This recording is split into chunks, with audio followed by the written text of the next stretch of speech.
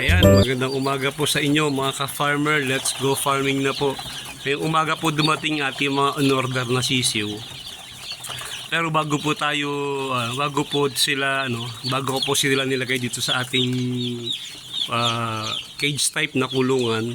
Di ba po ito yung ginamit natin last time tayo nag-alaga. Maganda rin naman po ang kinita natin. Maganda rin naman po ang outcome. Kaunti po ang mortality. Kaya kumbaga in between po dito ako naglalagay ng mga alaga sisiw para may pang po baga yung halimbawa pagkatapos ko mag-harvest sa malaking kulungan, ito naman po ang kasunod para hindi masyadong malaki yung agwat nung pagsusupply natin ng mga manok sa ating mga customer. Pero bago ko po sinalang dito itong mga sisiw, siyempre po nung nag-harvest po ako dito, nalinis ko na po siya, nag-disinfect po ako.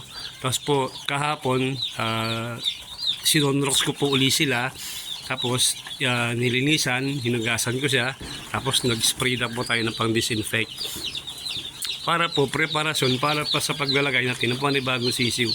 Malaki po ang epekto sa mga sisiw kapag may nakuha silang mga bacteria o virus sa kulungan na kalalagyan nila. Pwedeng maging mabagal yung kanilang paglaki, pwedeng maging sakitin sila, lalaki po yung ating mortality. May nagtanong po sa akin nakaraan, sa comment section po, ano daw po dapat ba ang room temperature na kinakailangan para sa ating mga alagang sisiw. Sa mga nakaraang vlog na ko na po yan, na-share ko na. Pero ulitin ko po, depende po sa sisiw. Kapag ang sisiw po, hindi naman po aminin naman natin na hindi sa lahat ng pagkakataon maganda yung nakukuha natin sisiw. Kaya kapag ang sisiw po ay medyo maliit, at nakita nyo parang mahihina pa sila, kadalasan po gano'n pag bagong pisa, nakita nyo parang matamlay pa, tataasan po natin yung tataasan po ninyo yung temperature nila, at least mga 34, 33. Pero pag nung klase po ng sisiw masisigla, okay na po yung 32 degrees para yung kanilang brooding area o yung pag-brooding sa kanila ay maganda po ang outcome. Napakalaki po ng epekto ng tamang pag-brooding sa kanila. Diyan po nakasalalay yung paglaki nila sa buong cycle. Pero nga po kung nabasa ang article o parang sinulat ng isang veterinarian sa US, yung unang 12 oras po ng mga sisiw sa inyong kulungan ay napakahalaga. Makaka-apekto po yun sa isang buong cycle nila sa kanilang mga paglaki. Kaya dapat pagdating ng sisiw ninyo, halos handa na dapat lahat ng kanilang kailangan. Na i-preheat na po yung inyong brooder house. Tapos po mabibigyan nyo sila ng tamang painom kasi di ba po nung binyahe sila ay maaaring na-dehydrate sila, hindi nyo alam kung gaano katagal sila sa lagayan o sa box. Kaya dapat pagbaba nila, mabibigyan natin sila ng tamang hindi na medication, kumbaga para lang ma-rehydrate sila. Tapos po yung tamang patuka, at isa pa rin po yun, yung malinis na kulungan. Kasi pagsalang na pagsalang yan dyan, kumbaga fragile yung mga yan eh. Madali kumbaga sa babasaging, madali sila mabasag. O dapat talaga maingat tayo sa kanila. Dapat yung ating kulungan ay na-disinfect na at malinis na para hindi sila makakakuha ng sakit na iniwan ng mga nakaraang kinarga po natin. Itong napakainit po ng panahon niya, tignan ninyo, ang sarado sa kanila ay yung kabilang side lang kasi po mainit ang panahon eh. Kabantayan nyo din kasi hindi rin maganda na napakainit yung temperature na nakukuha nila. Minsan may experience po ako, nakita ko nakahiga sa ilalim ng ilaw, matigas na. Ang sisiw po kasi ibag sa mainit, gustong gusto nila. Kaya dapat kapag nakita nyong hal-hal na sila or mainit, watak-watak, di magbubukas po kayo ng pasukan ng hangin. Napakalaking bagay po ng maayos na ventilasyon. Hindi lang naman kailangan dapat nakulong yung ating brooder house. Dapat meron din pong proper ventilation para papasok po yung oxygen at yung carbon dioxide ay nakalalabas din para po yun sa kanila. At sa kanilang pagdating po dito sa ating cage type, ang unang patuka po sa kanila ay chick booster. Akin po, minsan umaabot ako hanggang sa 15th day, chick booster pa rin po ako. Pero mga 14th day po noon, nag-switch na ako noon. Naghahalo na ako ng starter sa kanila para at least napapamilyar sila. Hindi nila tinatapon kasi pag mabilis na kayo nagpapalit ng mabilis kayo nagpapalit ng feeds para sa kanila, hindi nila kilala, minsan tinatapon lang nila, tutukain tapos bibitawan, tutukain tapos itatapon sa labas, lalaroin lang po nila. Ang ginagawa ko, in-introduce umpisa ay 1/4 ang isasama ko sa sa part na bibigay ko sa kalahating part nun hanggang sa mabuo po lahat ay starter na.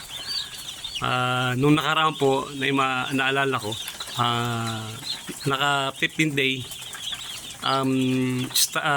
chick booster pa rin binibigay ko, pero kita nyo naman ninyo ang ganda ng outcome. Mabigat yung sisiw, hindi siya gano'n pakalaki pero yung napakabigat ng sisiw. Halos bago ako matapos sa pag-brooding, nasa kalating kilo halos na po. Sila yung pong batayan ko kapag maganda yung pag-brooding ko. Doon ako nakikita halos mga kalahating kilo na sila pagdating pa lang ng 15th day. Pag gano'n po, mga 25 days, pwede na kayong mag-harvest. Lalo po ganitong panahon na mainit, wala pong problema niya sa pag-brooding. Ang problema natin kapag malalaki na sila, minsan prone sila sa stroke kapag masyadong mainit po yung panahon. Pinakasapin po na ginamit ko ngayon, nakaraan po ang ginamit nyo sa pinidayami. Ngayon po nagkarton na po ako. Ginawa ko po yung steel plastic matting na ginamit ko ay mas pino. Yan po, mas maliliit. Kung sakasakali magtanggal tayo ng karton kasi sobrang init, yung paa nila ay hindi po lulusot. Pero pa rin dapat na obserbasyon, dapat makikita ninyo kung okay sa kanila yung adjustment na ginawa nyo. Kasi pag hindi, balik kayo sa karton. Pero sa init naman po ng panahon hindi tayo mahirapan sa pag-brooding. Yun nga po, sabi ko kanina, ang pwede nating maging problema yung sobrang init ng panahon. Pero papasok yung May po ay nasa gitna na, baka mga by June medyo malamig-lamig na po kasi nag-uulanan na. Para pag gano'n na po ang klima, di mas pabor sa cage type kasi ito po ang cage type ay pabor sa nag-uulan. Madali silang painitan kapag kinulong nyo yung buong paligid ng brooder house niyo ay mainit na kanilang mainit na yung temperature makukuha. Unlike doon sa ating malaking kulungan ay napakalaki po niya at babalutan niyo bago niyo makuha yung tamang temperature na hinihingi o kinakailangan nila. Sa pagkuha po ng sisiw na aalagaan, ang pinakabatay ko po dyan, yan po, magaganda yung balahibo. Sabi nga po, fluffy, parang bulak. Tapos po, ang kanilang timbang, day old po ay 45 degrees. Isa po, 43, okay pa yon. 43 degrees. 43 grams to 45 grams. Magandang timbang na po yon. Tapos po, walang mga singkaw-singkaw ang paa, walang madudumi ang puwet. Yung po ang palatandaan ko. Tapos po, yung reflex nila ay active. Pag ginulat nyo yung mga yan, talagang takbuhan sila yung mga kabayong nagtatakbuhan. Ayan po. Yung muna po ang masishare ko. Sana po sa pagkarga natin dito sa cage type huli, mas maganda pa kumpara sa una yung ating magiging kikitain. Maraming salamat po mga farmer, maraming salamat po, 285 subscriber na po tayo, at maraming salamat po sa mga nagko-comment.